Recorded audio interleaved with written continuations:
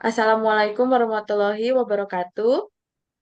Pertama-tama kami ingin mengucapkan terima kasih telah memberikan kesempatan kepada kami untuk mempresentasikan hasil praktikum GPG, enkripsi, dan dekripsi yang telah kami lakukan.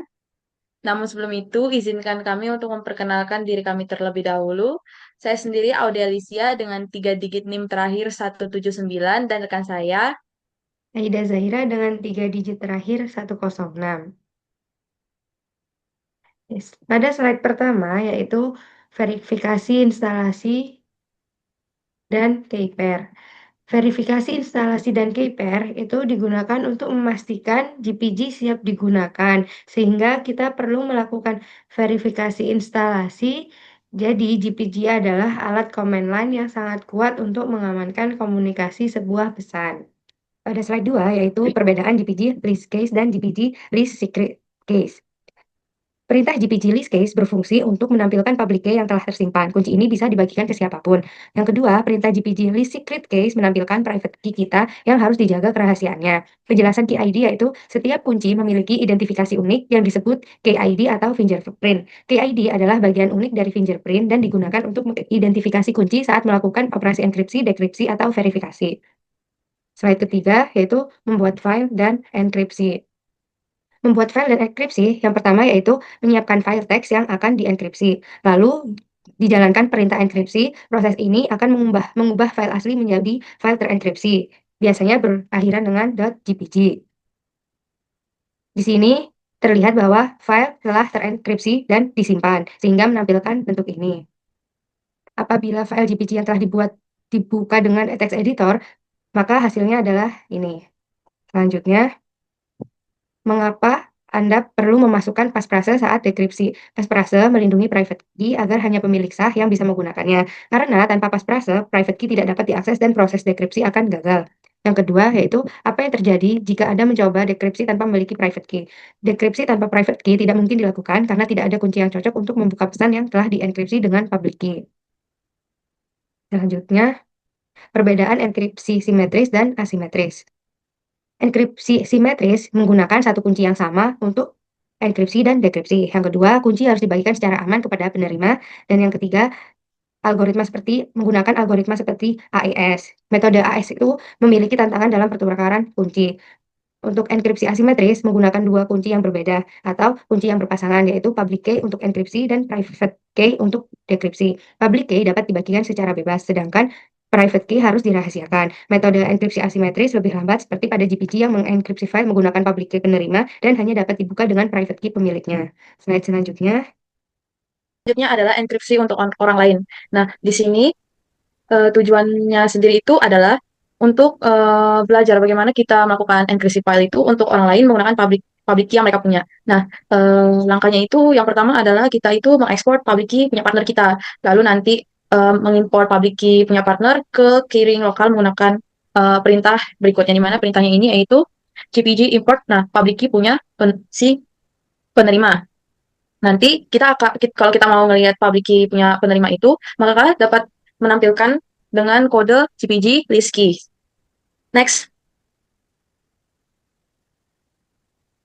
Nah, kemudian kita akan membuat file pesan untuk partner kita, yang dimana seperti kode di atas menggunakan echo itu ke dalam file message for partner txt. Nah, nanti message ini akan kita kirimkan ke partner kita. Kemudian selanjutnya adalah melakukan enkripsi, yang dimana enkripsinya ini dengan memasukkan kode GPG encrypt recipient. Terus kita memasukkan email penerima. Kemudian kita juga perlu memasukkan pesan untuk partner kita.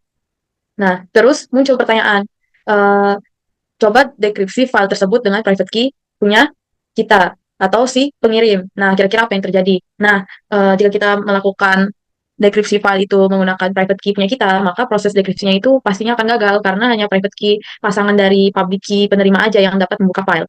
Next.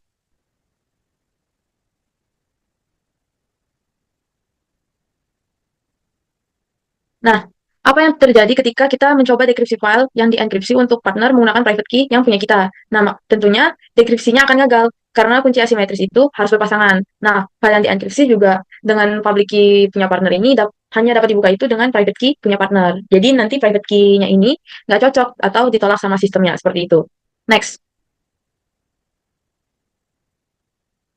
Nah, terus muncul lagi pertanyaan, mengapa kita melakukannya ini menggunakan public key punya partner untuk melakukan enkripsi, terus bukan private key punya kita. Nah, karena asymmetris encryption ini itu tuh hanya bekerja dengan pasangan kunci seperti yang saya jelaskan sebelumnya. Nah, data yang dienkripsi dengan public key partner ini hanya dapat dibuka oleh private key partner. Jadi kalau kita pakai private key kita sendiri, tentu yang punya public key kita itu akan dapat membuka file itu, sehingga tentunya filenya nggak akan aman seperti itu. Kemudian ada pertanyaan lagi, jelaskan bagaimana asymmetric encryption menjamin keamanan komunikasi. Nah, asymmetric encryption ini menjaga keamanan karena pesan dienkripsi dengan public key penerima dan hanya dapat dibuka dengan private key miliknya.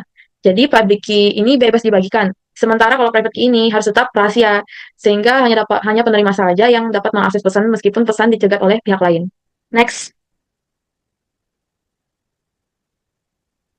Kemudian masuk ke challenge pertama, yang mana pada challenge ini tuh uh, mencoba mengenkripsi satu file agar dapat dibuka oleh beberapa orang sekaligus. Nah, caranya itu adalah yang pertama kita harus membuat file terlebih dahulu, file dengan format TXT. Setelah itu kita akan menentukan siapa aja penerimanya. Nah, di sini uh, pada kode ini nih ada 3 penerima, termasuk si pengirimnya. Nah, kemudian kita akan menjalankan kode GPG encrypt. Nah, itu dilakukan untuk mengenkripsi si pesan tadi. Nah, kemudian ada pertanyaan kan di bawahnya, bagaimana GPG ini dapat menyimpan informasi yang banyak penerima dalam satu file encrypt. Nah, GPG ini menggunakan hybrid encryption. Jadi isi filenya ini nggak dienkripsi dengan public key setiap penerima, tetapi GPG ini membuat suatu session key yang simetris untuk mengenkripsi seluruh isi file. Jadi nanti si session key ini itu dienkripsi. Dia dienkripsi ulang untuk tiap penerima menggunakan public key masing-masing. Jadi nanti hasilnya itu ada satu file GPG yang berisi banyak encryption session key packets. Nah, tapi datanya ini cuma satu kali seperti itu. Nah, keuntungannya itu filenya itu nggak membengkak banyak. Terus kita itu nggak perlu mengenkripsi ulang berkali-kali. Terus setiap penerima ini dapat membuka file yang sama dengan private key yang mereka punya seperti itu. Next. Kemudian masuk di challenge 2, yaitu trust level management. Nah, di bagian ini tuh kita perlu mengetahui bagaimana sih menentukan tingkat kepercayaan GPG terhadap suatu key pada web of trust. Nah, yang pertama kita harus menjalankan code, yaitu GPG edit key, yang dimana itu berisi file dari penerima, email penerima maksudnya.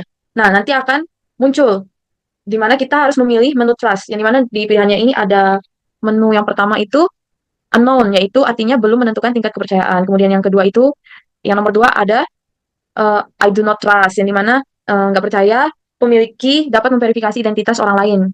Kemudian yang ketiga ada I trust marginally, yang dimana ini artinya percaya sebagian, tapi membutuhkan tanda tangan.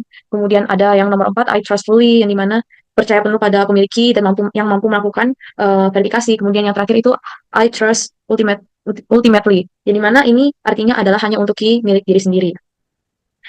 Nah, jadi di trust level ini, dia itu nggak menentukan apakah komunikasi itu aman atau enggak, tapi dia ini menentukan bagaimana sih GPG ini menilai validitas key dalam jaringan web of trust seperti itu. Nah, kemudian ada muncul, nah seperti itu. Lanjut, lanjut. Next.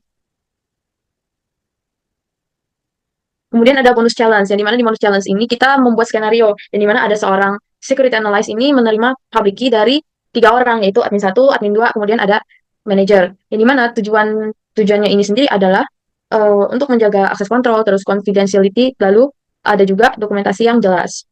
Jadi pada tahap pertama ini bisa dilihat adalah mengumpulkan public key dari semua penerima. Nah, jadi kita setelah menerima public key, kita akan mengimport public key mereka dengan code GPG import public key punya penerima seperti itu. Next. Selanjutnya adalah menyiapkan file db_credentials.txt. Nah, seperti ini cara untuk membuat filenya dan isi dari file tersebut. Next.